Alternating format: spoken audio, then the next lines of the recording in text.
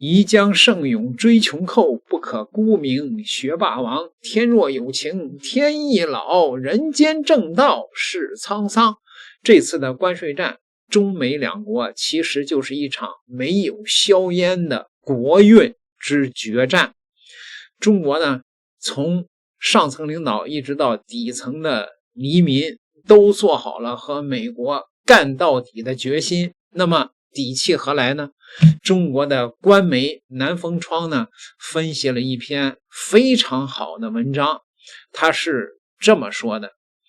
川普政府无差别的关税大战引发了全球的愤怒，其走势及结果仍存悬念。不过无论关税战的战局如何，美国内外的深层次的矛盾并没有消解，海浪终将过去。我们不必关心它的高度，而是要注意月球引力啊、暴风啊、地震啊、火山这些决定海浪的因素。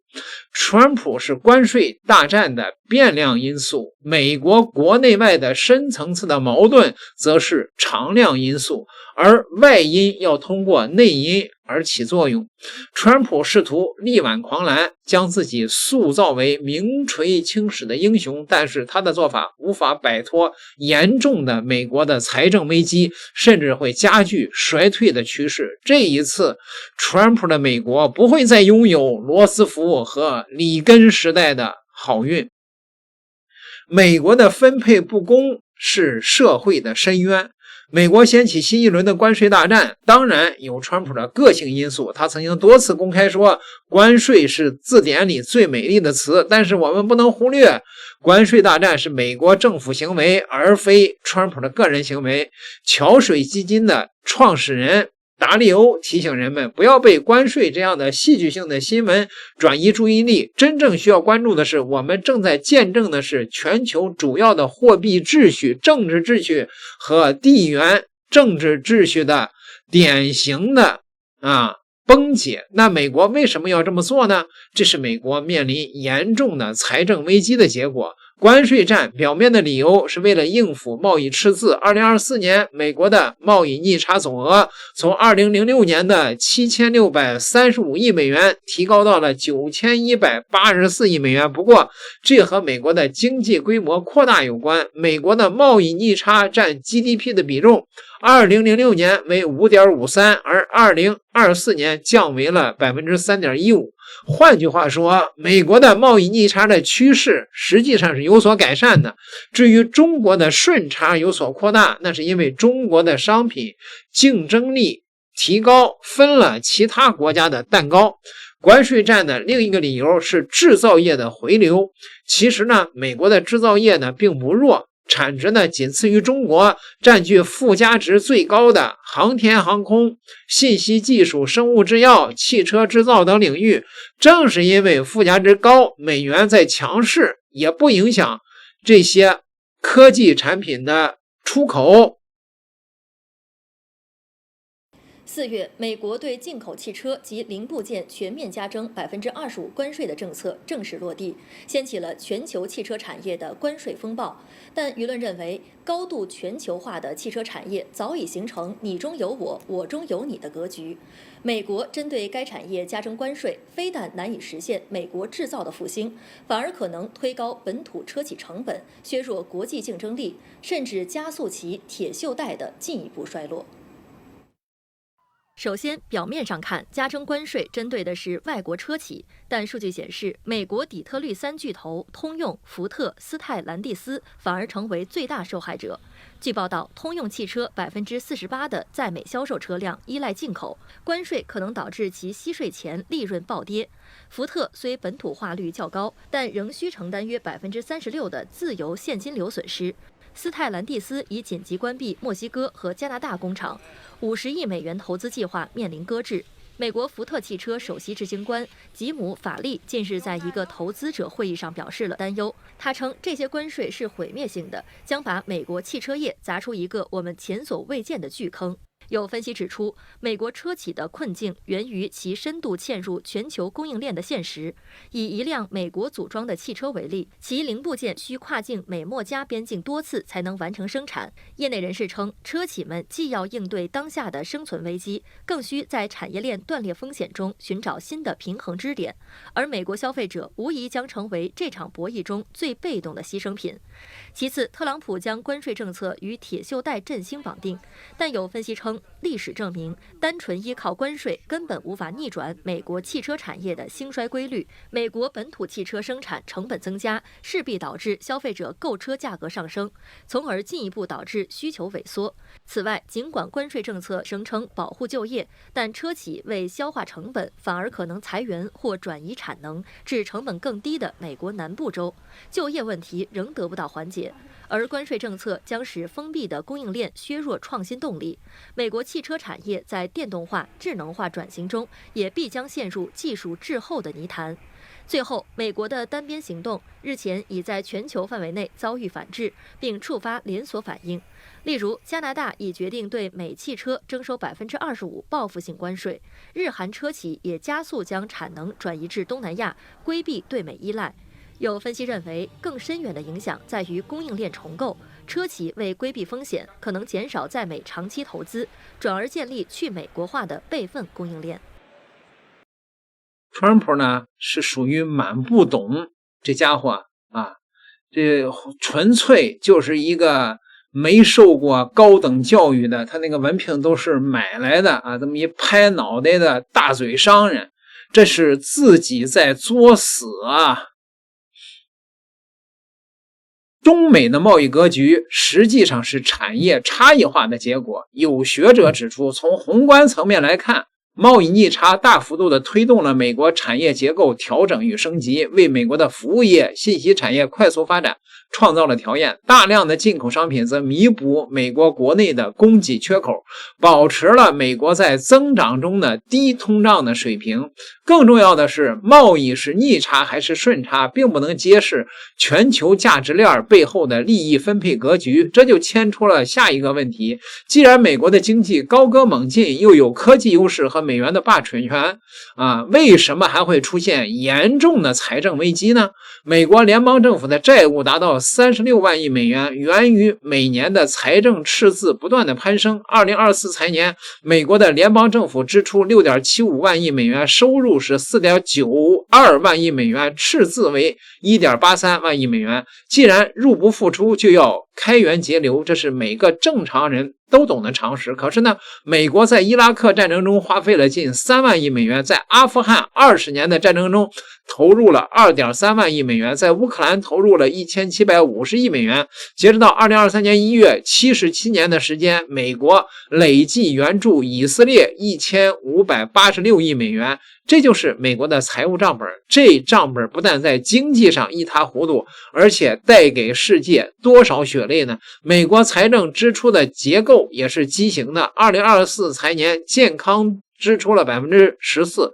医保支出和国防支出均达到了 13%。 相比于本世纪初，美国的国防预算比例上升了1倍以上，屡屡爆出天价的采购丑闻。美国的医疗支出比例比其他的发达国家高1倍，但效果更差。2024年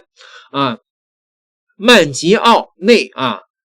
内枪杀了医保集团的高管，赢得了民众的叫好，这就是折射美国人民愤怒的典型的例子。也就是说，但凡美国政府在医保和军费方面回归合理的支出水平，渴望每年节约上万亿美元，足以支付国债的利息。川普宣称美国政府将削减开支超1万亿美元，却把对象瞄准公务员阶层，而不是资本家。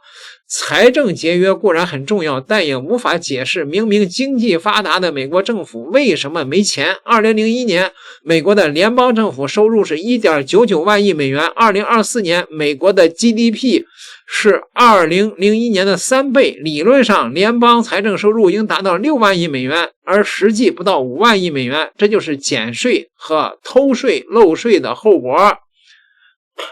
2021年美国的财政部的网站的数据显示，最富有的 1% 的人口每年的逃税达到了1630亿美元。据此推算，美国的富豪在过去40多年的逃税规模超过了6万亿美元。注意啊，这不包括减税部分。如果拜登政府美国联邦税改法案在10年内净减少企业所得税收入是5610亿美元，我们不难理解为什么美国的阶层分化越来越严重。美联储的数据显示，截止2024年底，美国最富有的 0.1% 的家庭拥有了 13.8% 的国家财富，最底层的 50% 的家庭仅拥有全国财富的 2.5%。我们也不难理解为什么美国政府没钱。如前所述，如果开源1万亿美元，节流1万亿美元，美国的财政能维持平衡甚至盈余。为什么结果相反呢？美国是一个向上分配的国家，这是分配体系出现了问题，也是资本主义制度的必然体现。3亿美国人民创造了巨大的财富，但国家将绝大多数的财富分配给了 1% 的富有家庭。难怪这个经济学家感叹美国是少数人的民主。美国依旧繁荣，中国从来没有偷走美国的繁荣，真相是美国政府配合资本家偷走了本属于美国人民的繁荣。美国当然不会承认国内的阶级矛盾、贸易赤字、制造业回流都是用来转移矛盾的话语术，用民粹主义的叙事煽动蓝领阶层的仇恨无辜的替罪羊。中国这次为什么既愤怒又冷静呢？在中国，有些政治立场倾向于西方的人总认为中国可以妥协，经济利益上向美国适当让步也不是大问题。2018年初，川普在第一任总统任期内发起贸易战的时候，中国的舆论场甚至出现了精英分子万字的劝降书，认为中国打不过美国，不如妥协。这一次，当川普翻起关税大战的时候，极端悲观的声音从中国的舆论场上消失了，因为投降主义没有市场了。绝大多数的中国人都非常冷静。某种程度上，我们要感谢川普，他为中国的经济也为中国的社会做了完美的压力测试。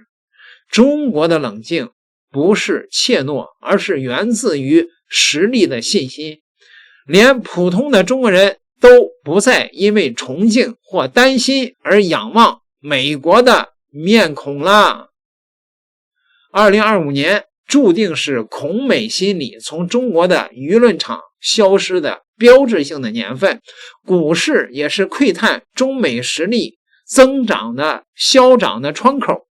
中国股市长期被恐美情绪所左右，但是如今的中国的政治表态，或者是 DeepSeek 这样的科技进步，也能重挫美国的股市了。中国的冷静源于实力，中国的愤怒也在一定程度上源于实力。毕竟没有实力的愤怒毫无意义。2021年3月中旬，杨洁篪在安克雷奇对美方铿锵有力的发言，至今回旋在人们的心中。你们没有资格在中国的面前说你们从实力的地位出发同中国讲话了。不过中国的愤怒不完全是因为实力，更不能将关税问题简单的等同于经济利益，而是民族尊严和国家的主权问题。西方给近代的中国留下了耻辱的烙印，复兴的中国绝不能也绝对不会让这一幕重演，哪怕是一点点可能产生屈辱联想的退步或者是妥协。商务部的发言人强调，绥靖换不来和平妥协也得不到尊重。无论是中国人还是西方人不明白这一点，就是历史不合格和外交政治的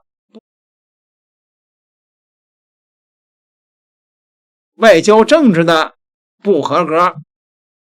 显而易见，美国政客在利欲熏心和过分自负的心理驱动下，做出了政治经济上的误判。中国传统的文化崇尚隐忍克制，官方的公开发言向来很克制。香港特区作为中国对外开放的窗口地区，最近的发生大不一样，给我们提供了不一样观察机会和解读的空间。4月9号，外交部驻港公署的发言人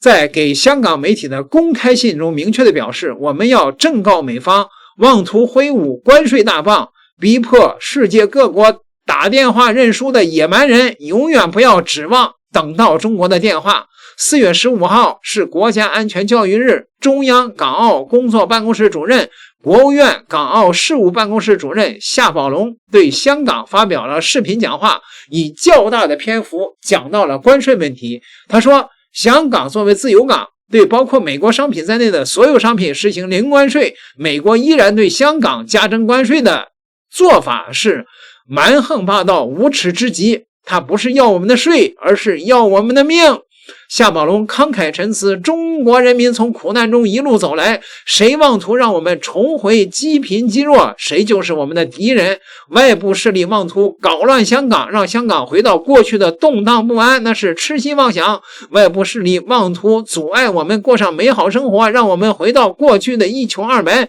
那是痴心妄想。外部势力妄图迟滞甚至是中断中华民族的伟大复兴，让我们回到过去任人宰割的悲惨境地，那是痴心妄想。美国一而再再而三地对香港进行遏制打压，换来的只能是在香港代理人的加速灭亡，最终必将反噬其自身，让美国的那些乡巴佬们在中华民族5000年文明面前去哀鸣吧。毫无疑问，对习惯了温和外交辞令的中国人来说，这样的讲话可谓是振聋发聩。其实这很正常，香港恰恰是我们理解中国近代叙事的最佳的窗口。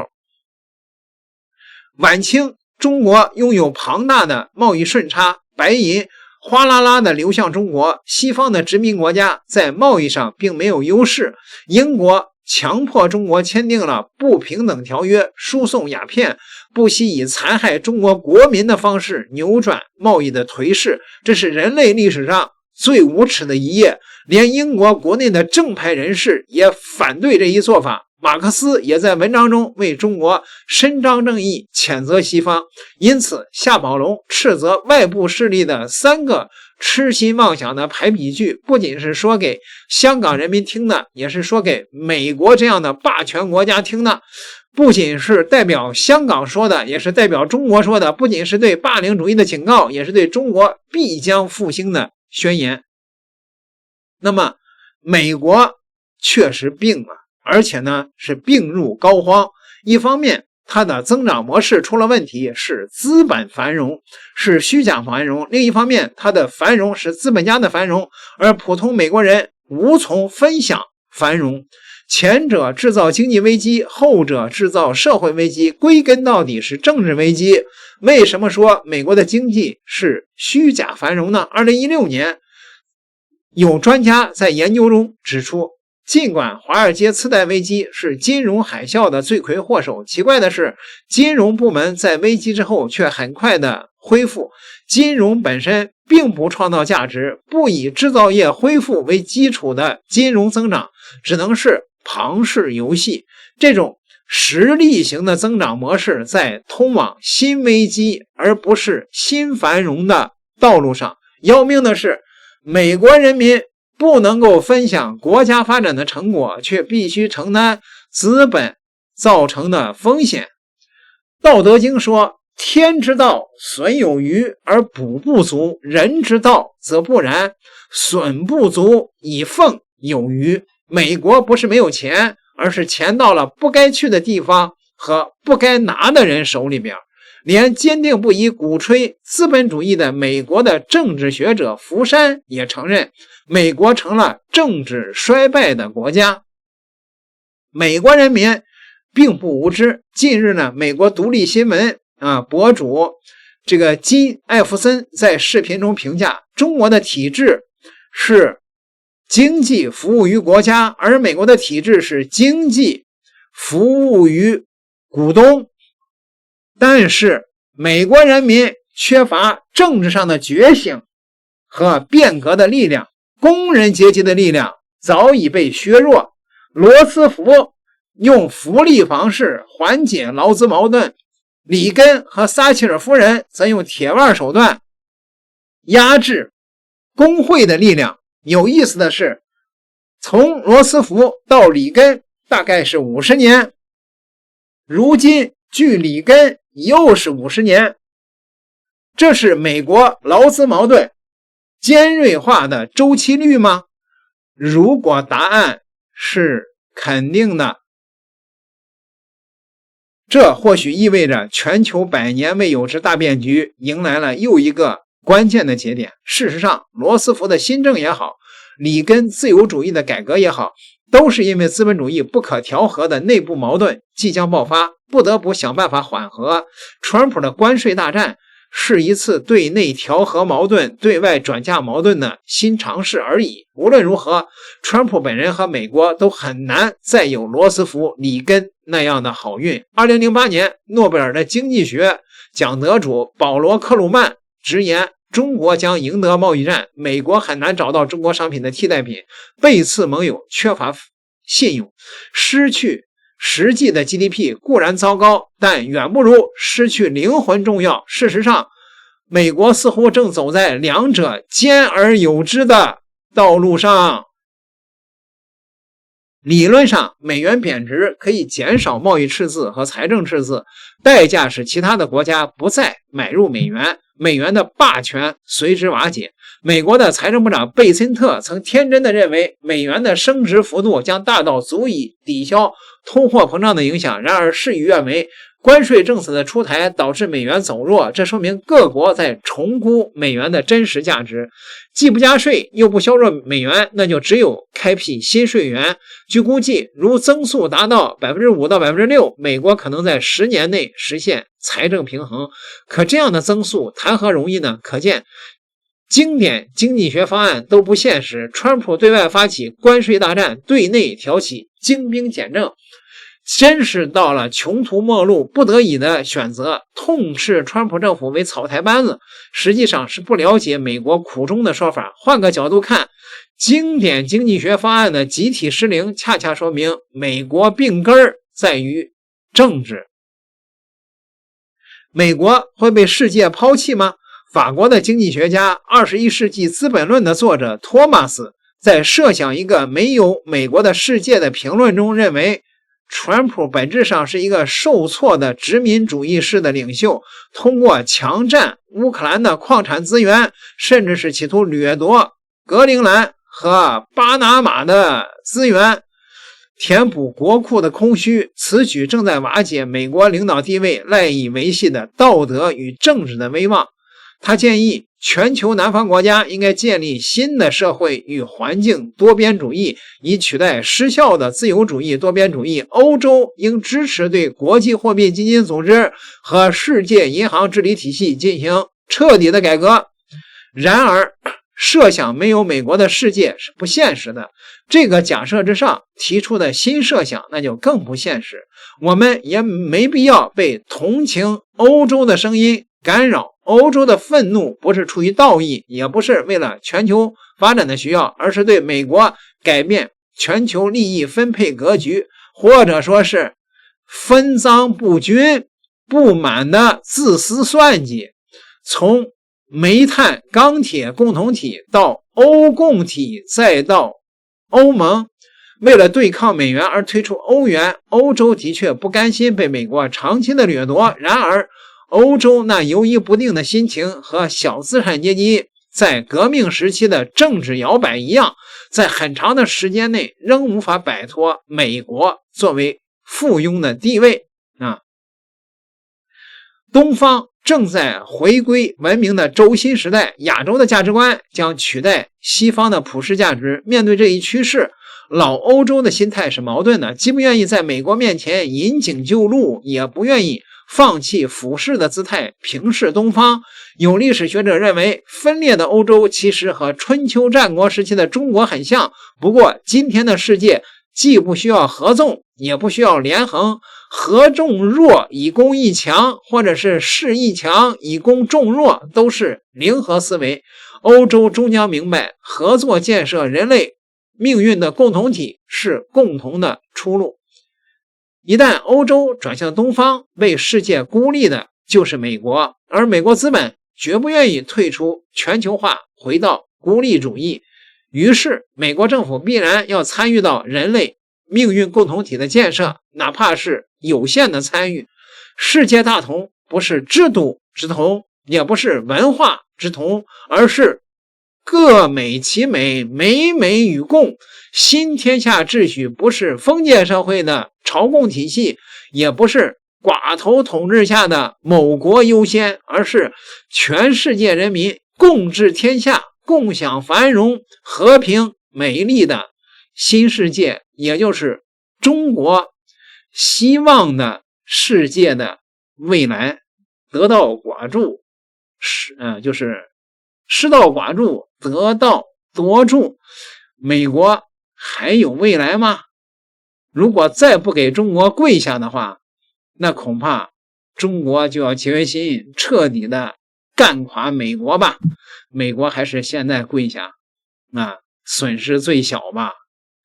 点个订阅，我们下次再聊。